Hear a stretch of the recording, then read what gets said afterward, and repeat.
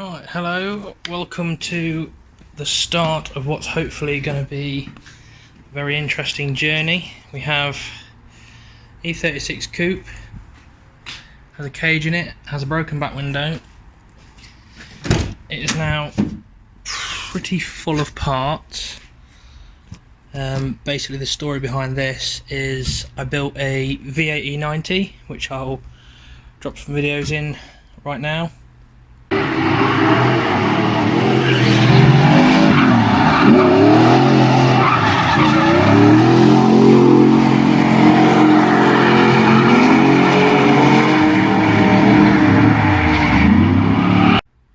And basically that got stolen, so we're back to square one again. Been sat for a very long time. It's not been MOT'd for 14 years.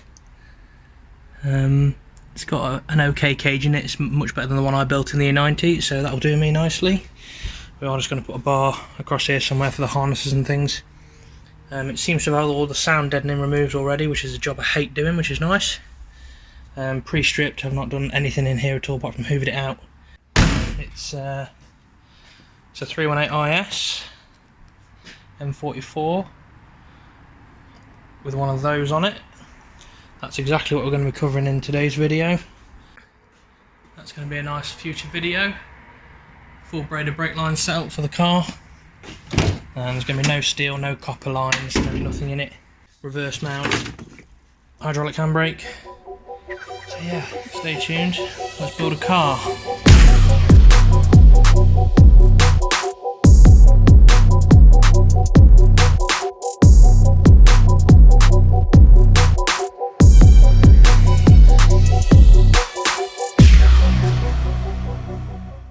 Four-cylinder head, 6-cylinder manifolds.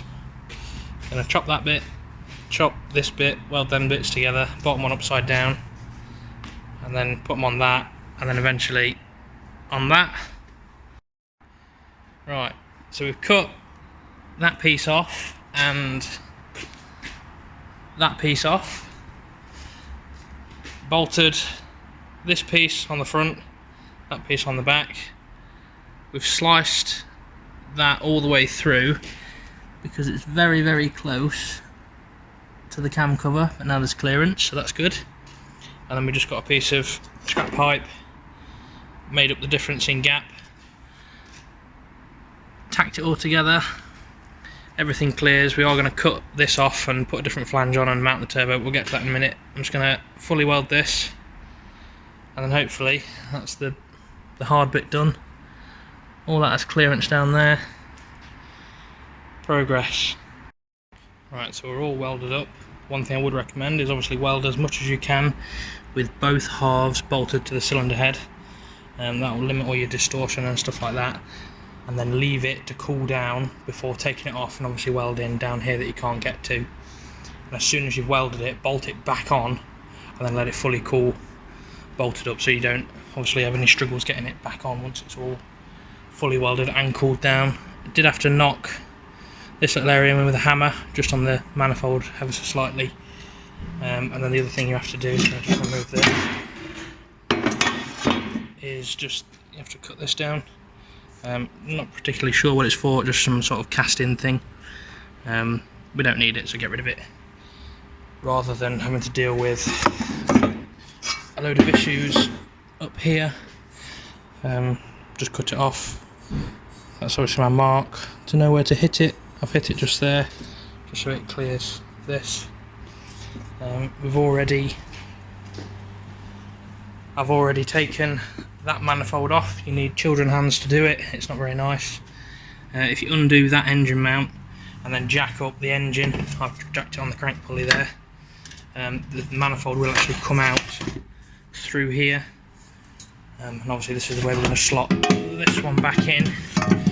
So I'm just going to slot him in there, put the engine back, and then I'll be back on the video, and then I'll show you sort of what we're going to do at this point, because obviously the turbo ain't bolted into that, and then you'll see it will sit somewhere here, which is just absolutely silly. So I'll do that and I'll be back. Right, so I've had to do some trimming. Basically with the flange and the bend that was on the original manifold, it just wouldn't even go in there.